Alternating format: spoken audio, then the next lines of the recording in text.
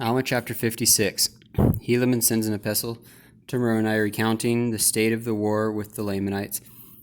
Antipas and Helaman gain a great victory over the Lamanites. Helaman's 2,000 stripling sons fight with miraculous power, and none of them are slain.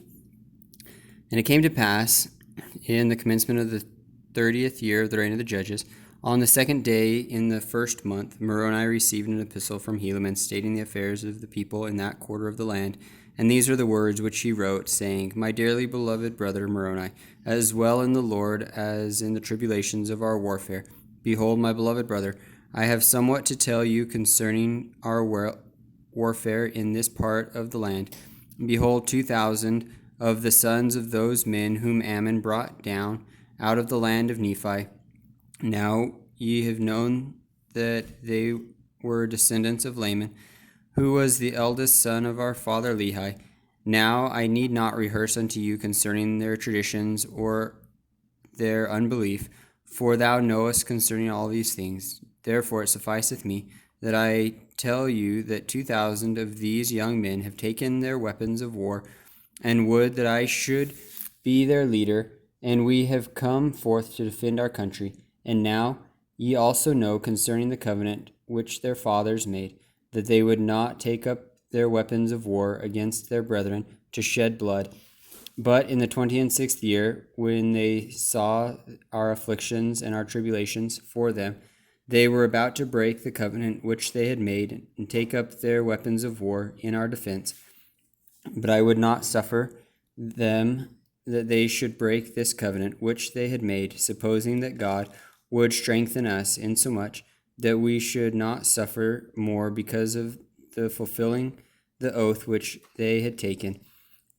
But behold, here is one thing in which we may have great joy. For behold, in the 26th year, I, Helaman, did march at the head of these 2,000 young men to the city of Judea to assist Antipas, whom ye had appointed a leader over the people in that part of the land. And I did join my 2,000 sons, for they are worthy to be called sons, to the army of Antipas, in which strength Antipas did rejoice exceedingly. For behold, his army had been reduced by the Lamanites, because their forces had slain a vast number of our men, for which cause we have to mourn. Nevertheless, we may console ourselves in this point, that they have died in the cause of their country and of their God, yea, and they are happy. And the Lamanites had also retained many prisoners, all of whom are chief captains, for none other have they spared alive. And we suppose that they are now at this time in the land of Nephi, if it is so, if they are not slain. And now these are the cities which the Lamanites have obtained possession of by the shedding of the blood of so many of our valiant men: the land of Manti, or the city of Manti, and the city of Zizram, and the city of Cumeni, and the city of Antipara. And these are the cities which they possessed when I arrived at the city of Judea, and I found Antipas and his men toiling with their might to fortify the city, yea, and they were depressed in body as well as in spirit, for they had fought valiantly by day and toiled by night to maintain their cities, and thus they had suffered great afflictions of every kind. And now they were determined to conquer in this place or die. Therefore you may well suppose that this little force which I brought with me, yea, those sons of mine, gave them great hopes and much joy. And now it came to pass that when the Lamanites saw that Antipas had received a greater strength to his army, they were compelled by the orders of Amram to not come against the city of Judea, or against us to battle. And thus we were favored of the Lord, for had they come upon us in this our weakness, they might have perhaps destroyed our little army, and thus we were preserved. They were commanded by Amram to maintain those cities which they had taken, and thus ended the 26th year. And in the commencement of the 27th year, we had prepared our cities and ourselves for defense. Now we were desirous that the Lamanites should come upon us, for we were not desirous to make an attack upon them in their strongholds. And it came to pass that we kept spies out round about to watch the movements of the Lamanites, that they might not pass by us by night, nor by day, to make an attack upon the other cities which were on the northward. For we knew in those cities they were not sufficiently strong to meet them. Therefore we were desirous, if they should pass by us, to fall upon them in their rear, and thus bring up in the rear at the same time they were met in the front. We supposed that we could overpower them, but behold, we were disappointed in our design. They durst not pass by us with their whole army, neither durst they with a part, lest they should not be sufficiently strong, and they should fall. Neither durst they march down against the city of Zarahemla, neither durst they cross the head of Sidon over to the city of Nephihah. And thus, with their forces, they were determined to maintain those cities which they had taken. And now it came to pass in the 2nd month of this year, there was brought unto us many provisions from the fathers of those my 2,000 sons, and also there were sent 2,000 men unto us from the land of Zarahemla. And thus we were prepared with 10,000 men, and provisions for them, and also for their wives and their children. And the Lamanites, thus seeing our forces increase daily, and provisions arrive for our support, they began to be fearful, and began to sally forth, if it were possible, to put an end to our receiving provisions and strength. Now, when they saw that the Lamanites began to grow uneasy on this wise, we were desirous to begin a stratagem into effect upon them. Therefore Antipas ordered that I should march forth with my little sons to a neighboring city, as if we were carrying provisions to a neighboring city, and we were to march near the city of Antipara, as if we were going to the city beyond, in the borders by the seashore. And it came to pass that we did march forth, as if with our provisions to go to that city. And it came to pass that Antipas did march forth with the part of his army, leaving the remainder to maintain the city. But he did not march forth until I had gone forth with my little army, and came near the city Antipara. And now in the city Antipara were stationed the strongest army of the Lamanites, yea, the most numerous. And it came to pass that when they had been informed by their spies that we came forth with our army and marched against them, it came to pass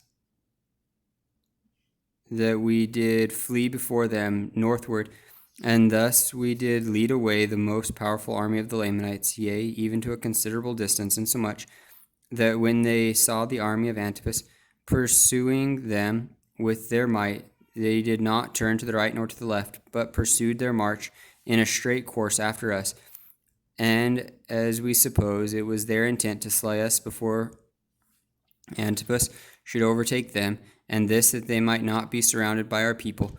And now Antipas, beholding our danger, did speed the march of his army.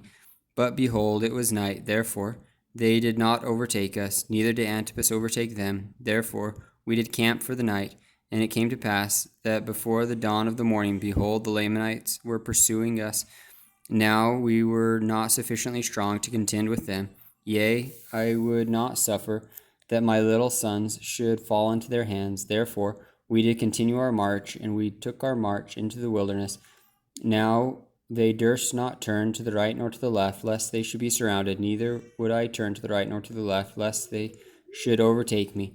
And we could not stand against them, but be slain, and they would make their escape. And thus we did flee all that day into the wilderness, even until it was dark. And it came to pass that again, when the light of the morning came, we saw the Lamanites upon us, and we did flee before them. And it came to pass that they did not pursue us far before they halted. And it was in the morning of the 3rd day of the 7th month.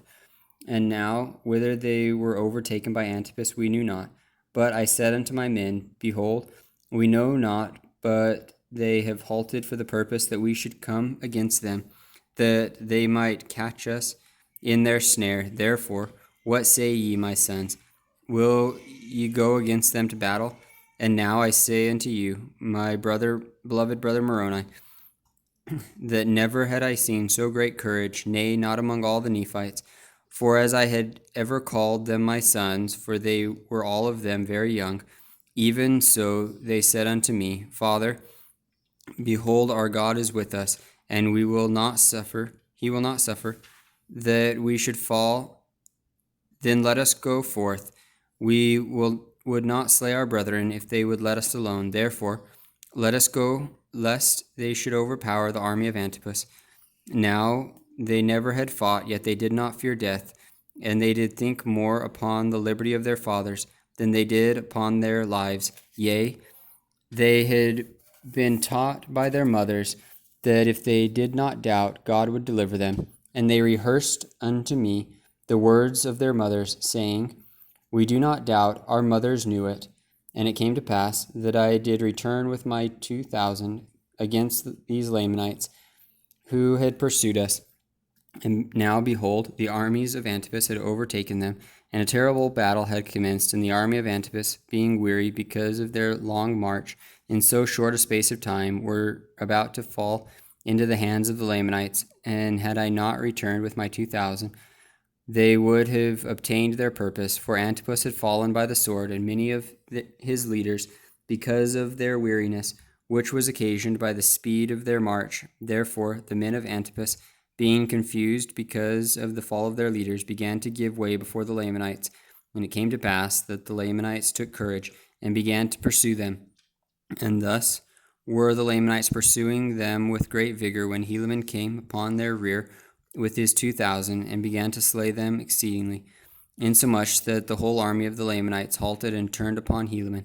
Now when the people of Antipas saw that the Lamanites had turned them about, they gathered together their men and came again upon the rear of the Lamanites. And now it came to pass that we, the people of Nephi, the people of Antipas, and I with my 2,000, did surround the Lamanites, and did slay them, yea, insomuch that they were compelled to deliver up their weapons of war, and also themselves as prisoners of war.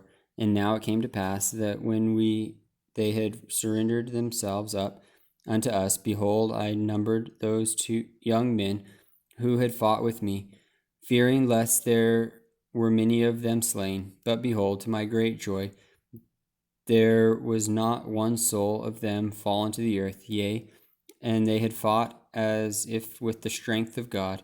Yea, never were men known to have fought with such miraculous strength, and with such mighty power did they fall upon the Lamanites, that they did frighten them. And for this cause did the Lamanites deliver themselves up as prisoners of war. And as we had no place for our prisoners, that we could guard them, to keep them from the armies of the Lamanites, therefore we sent them to the land of Zarahemla, and a part of those men who were not slain of Antipas with them, and the remainder I took and joined them to my stripling Ammonites, and took our march back to the city of Judea.